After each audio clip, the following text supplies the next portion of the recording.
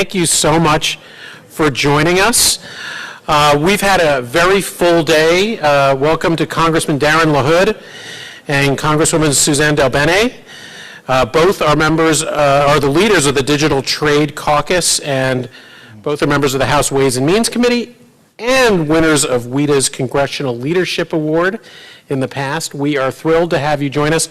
We had hoped to have this conference on a day when Congress was in session, but Congress is not in session today, but they are so kind to make the time to join us both here at the conference. We are thrilled also to have you here on Zoom technology, which is WIDA's preferred platform, and we're thrilled to be joined as well by our moderator, Josh Kallmer, the Chief Global Affairs Officer at Zoom Communications. To the Congressman and Congresswoman, the theme today has seemed to have taken on a Dickensian theme.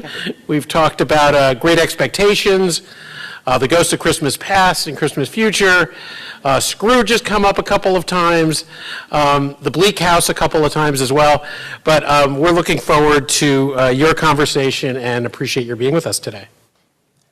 I don't have anything up my sleeve Dickens related, so maybe we'll kill that here. Thank you, and I didn't pay him to say those nice words about Zoom, but we are delighted to have WIDA as a Zoom customer. Thank you for having me, Ken. And I think, what we've learned this morning, and I think what WIDA gets so right, is that international trade is no longer, just about tariffs and soybeans and even data flows. It's, I think Jeff put it well in the last session. This is about our competitiveness, it's about our influence, it's about our technological leadership, and it's about our national security.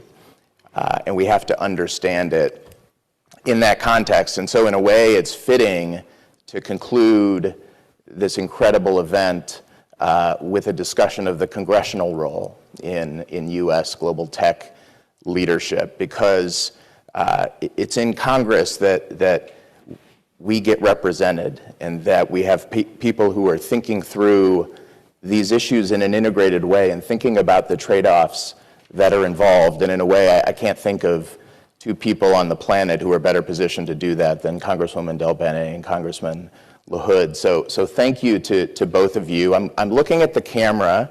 You're on the screen to my left. I'm going to try to resist the temptation to move back and forth. But Congresswoman DelBene, let's start with you. I'm actually going to ask you both the same question to get started, but we'll start with you. Just to step back a little bit, the two of you, as co-chairs of the Digital Trade Caucus, have been working together for years now in a bipartisan way on these issues of critical importance to our economic competitiveness and our national security. And you've been consistently bipartisan in an environment where it's increasingly difficult to be bipartisan. So the question is, how do you make it work? What's the secret to the success? And I think, regardless of the issue, what are some lessons that we can draw from your work together about how to work better together? Well, thank you for the question, and just thank you so much to WIDA for hosting this important discussion and for having us here. And thanks to my colleague, Congressman LaHood, for being such a great partner on the Digital Trade Caucus. We have, as you said, worked in a bipartisan way. It may seem a little more rare in Washington, D.C. these days, but these issues are critically important, and I think they are issues that we should be able to come together on. We have a shared vision that digital trade isn't its own niche policy, but that it's the future of how the global economy will operate. It's critical to how the economy operates right now in many sectors. Maybe that's one of the other things we've tried hard to talk to folks about, is this isn't just about technology. This impacts many, many different sectors across our economy. And so we have been very focused on what we can do to move the ball forward on digital trade. And to do that, we need to work in a bipartisan way. We need broad support, and we should be able to have that. It makes us more effectively able to advocate on issues, independent of who's in controlling Congress or who's in the White House. And so I think we should remember that trade has gone digital, and studies have shown that digital flows now have a larger impact on GDP growth than trade in traditional goods. So this is a critical issue, and it's great to be working alongside my partner, Congressman LaHood, but also to do our job to educate our colleagues so that we can move forward. Because I think we can collectively agree that we're behind where we should be, at least from a policy perspective. Terrific. Thank you, Congresswoman. Congressman LaHood, how about you? Secrets to the success of your relationship and work together?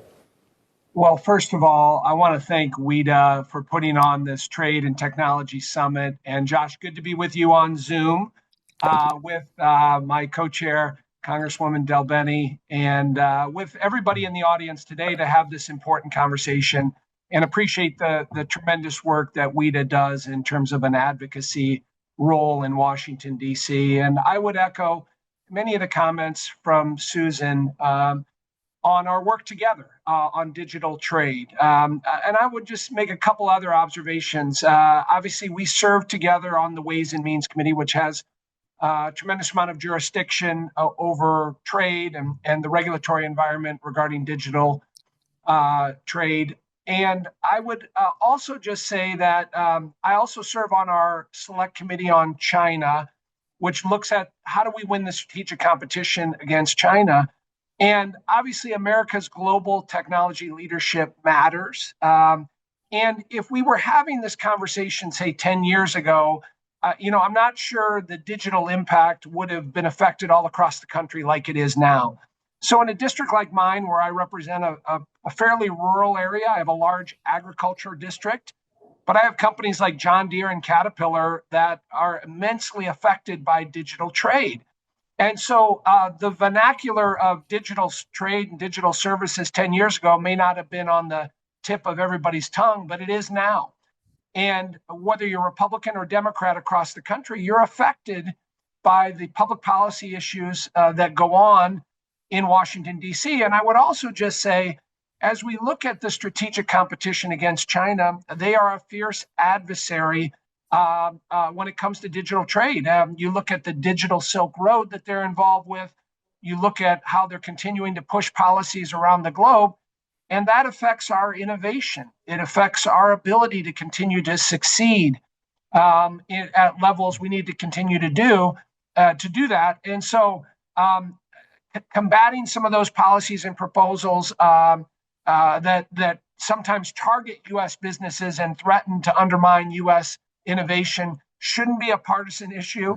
It's very much a bipartisan issue. And Suzan and I have tried to continue, as she mentioned, educate members to be strong advocates and remind them that this is really an American innovation issue more than it is a partisan issue in any way. Congressman, I'm so glad you mentioned that point. I actually had a question for you a little later in the discussion about that, but I just want to go to it now. To me, one of the most compelling things about digital trade is that such a large proportion of the benefits accrue to what are sort of called traditional industries, agriculture, manufacturing, even some services industries. And I think there's no better example of that than probably your district in your state. And you mentioned Caterpillar and John Deere. I just think that's an incredibly impactful argument.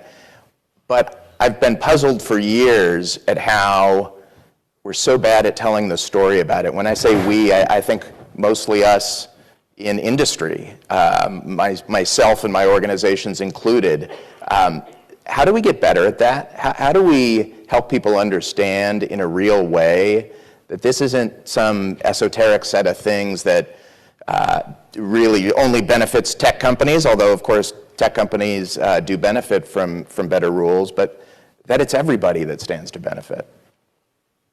Well, I would just say on that, Josh, I think it's a work in progress, but we're clearly not there yet. And I put it back sometimes on industry to pivot a little bit. I mean, traditionally, we want to be engaged on traditional trade, but in the digital services, I mean, as we continue to see the momentum and the changes that are occurring with many of our these nations in Europe and across Asia, this is going to become much more important. And so For instance, this fall, I got up in a combine, I think 3 or 4 different times during harvest. I don't normally get up that much, but the government shutdown caused me to be home a little bit more. And so, but what I'm amazed about is you get into these combines that are just full of technology, and you get to see, the cloud services that are used, but the immense technology in there that helps our farmers be more efficient, more effective, and more accountable.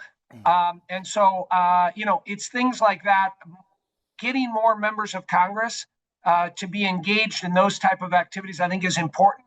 And I think industry has to play a role in that in terms of continuing to remind folks how, they're directly affected in rural areas just as much as urban areas across our nation. And so we're not there yet. We have a long ways to go, but it's going to be more important than ever that we continue to be engaged in that space. Great. And it actually occurs to me sitting here that there's probably no better source of both data and argumentation around this issue than from my friend Rob Atkinson and ITIF. So if you haven't spent time on his organization's website looking at their reports and being informed by their analyses, I would definitely recommend it. Okay, Congresswoman DelBene. One area where I think arcane trade language is at its zenith is on the topic of the moratorium on customs duties on electronic transmissions, which has been terminology that has been impenetrable for years, but it basically means you can't tax data flows. And this is an issue where it's been extraordinarily difficult to achieve a lasting global consensus around. We have this pattern of every 2 years at WTO ministerials, member countries agreeing to continue the moratorium, to continue to refrain from imposing tariffs on data flows, but making it permanent, we haven't quite got there yet.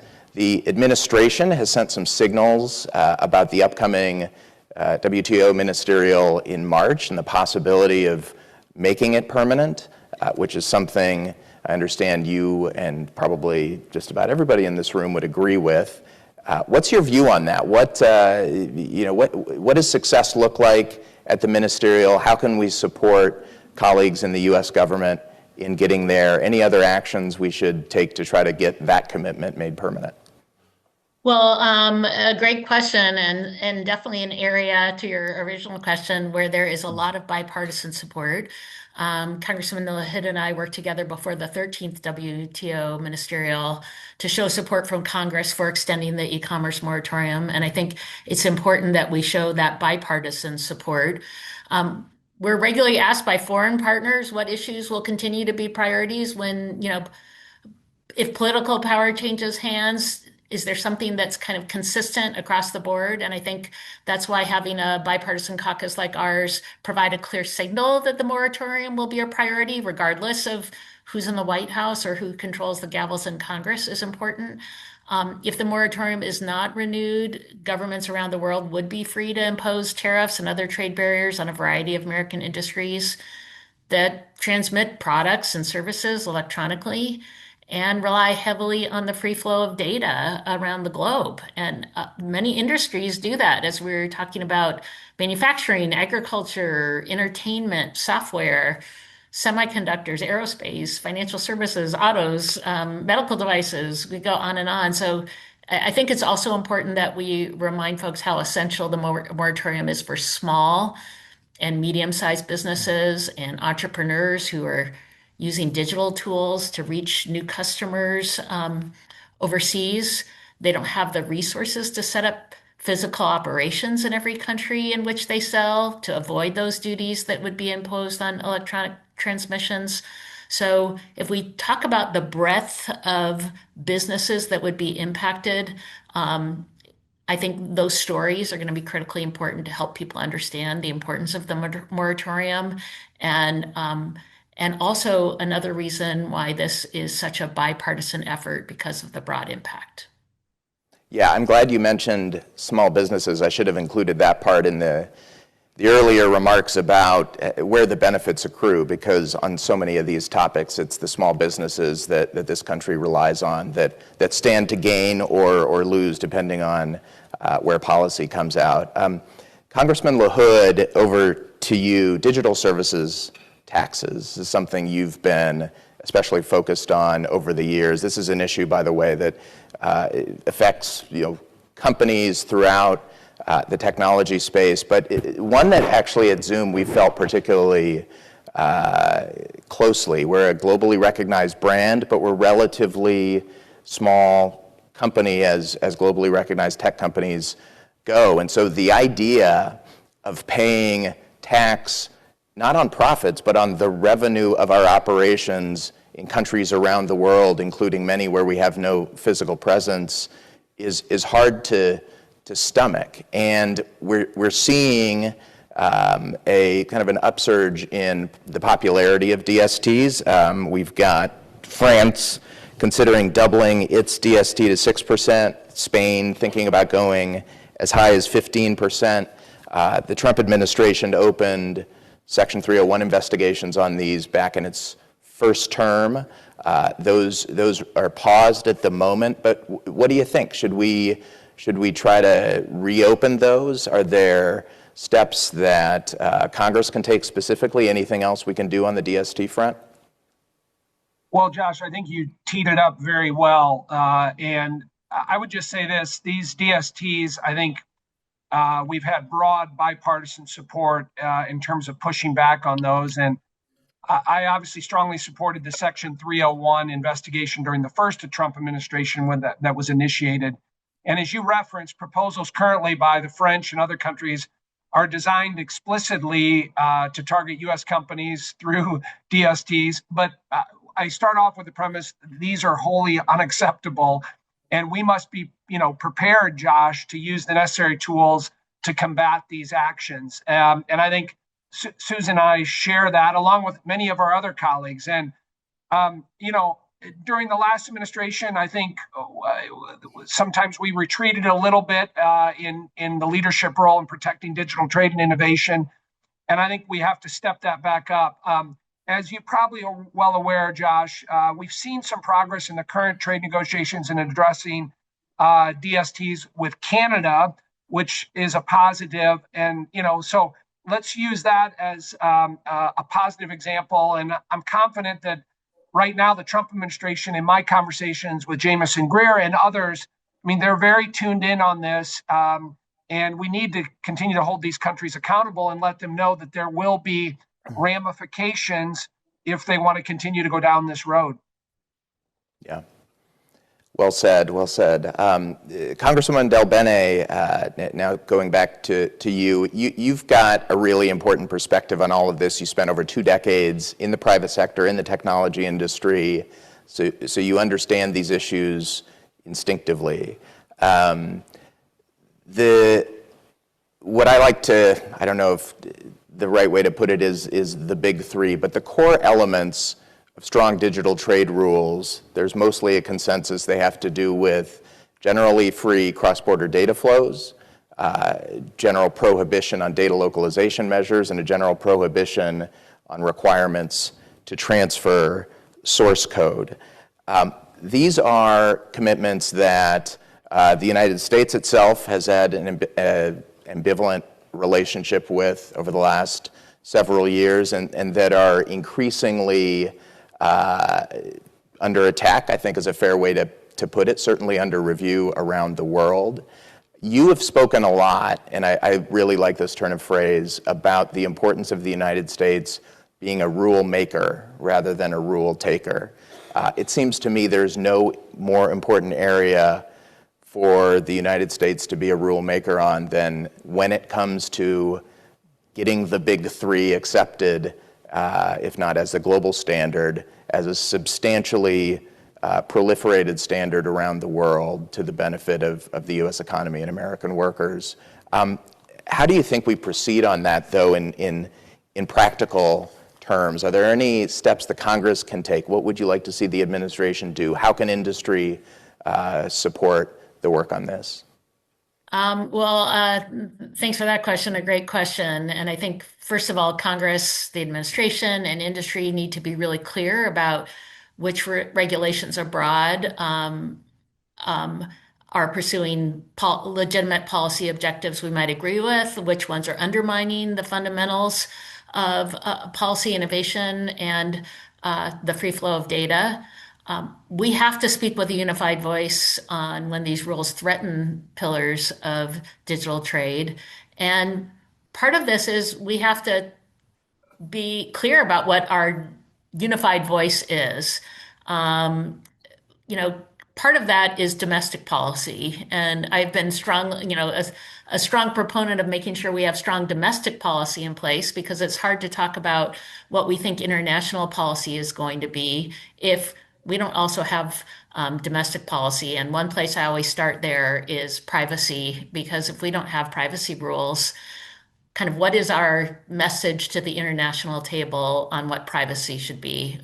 We need federal laws because that gives us a seat at the international table. And as part of the being rule makers, we need to make those rules not only in terms of domestic policy, but we need to also be at the table internationally.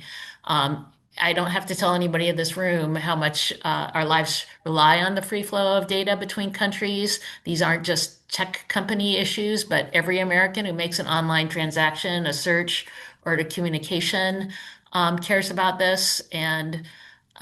But again, until Congress helps put in place the rules of the road and develops a framework to talk about privacy or online safety, we're behind. So we need to not just criticize policies internationally that we don't like. We need to be making sure we're setting the policies that we think are the right alternatives going forward. And until we provide that alternative and we have consensus around that, it is going to be harder and harder for us to persuade our partners abroad to go along with that approach. So rule makers domestically helps us to be rule makers internationally.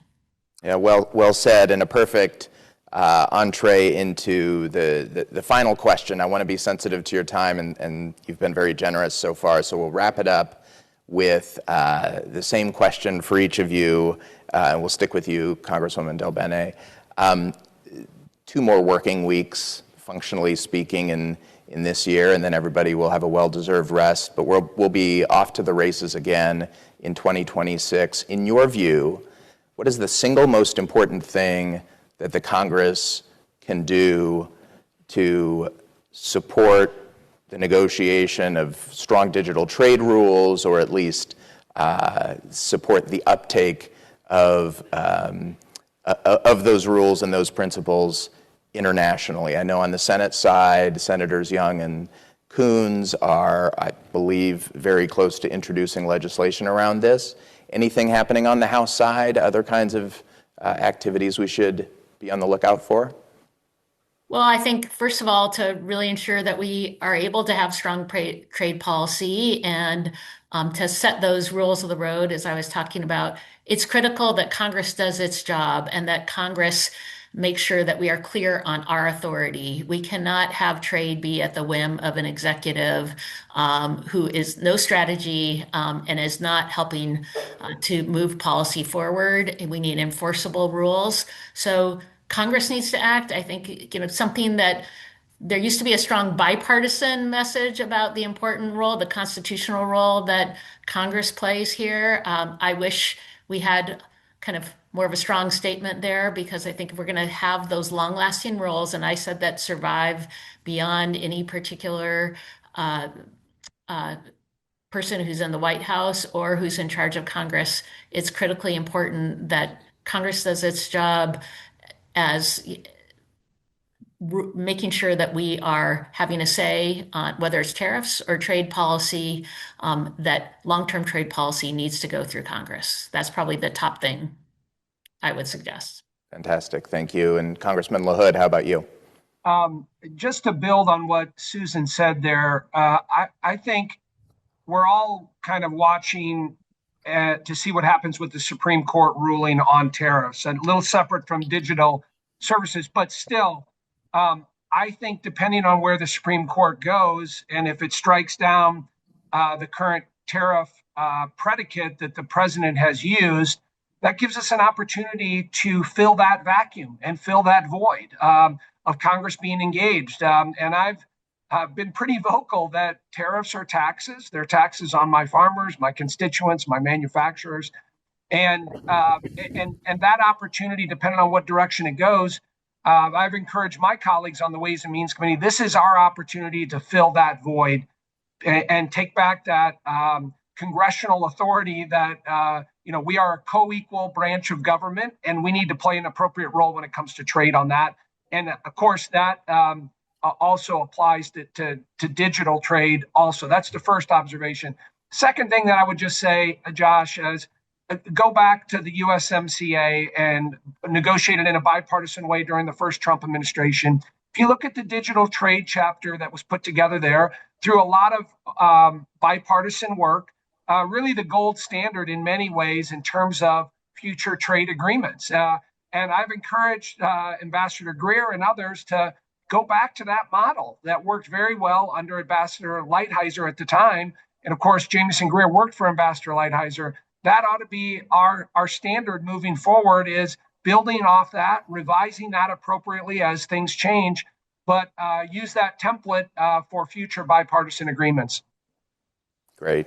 Thank you. Well, let me just wrap up by thanking both of you for your time and your thoughts, but more broadly for your partnership both with each other and with industry and the outside world over these last several years. Lots to do coming up, but we look forward to working together to do it. And I just wish you happy holidays, and thanks again. Thank you. Thank you. Thank you. I'm going to ask all of our folks in the audience, before you guys just turn off your Zoom, for everybody in the audience to turn around and wave back at the camera. We're all glad to have you here. Thank you for joining us. On Zoom, we hope to have you back in person. Josh, thank you for moderating. Congressman LaHood, Congresswoman DelBene, thank you so much for joining us today. For those of you in the room, we have hot lunch. In a cold room, but a hot lunch sitting outside. It's waiting for you. Please enjoy. Thanks again.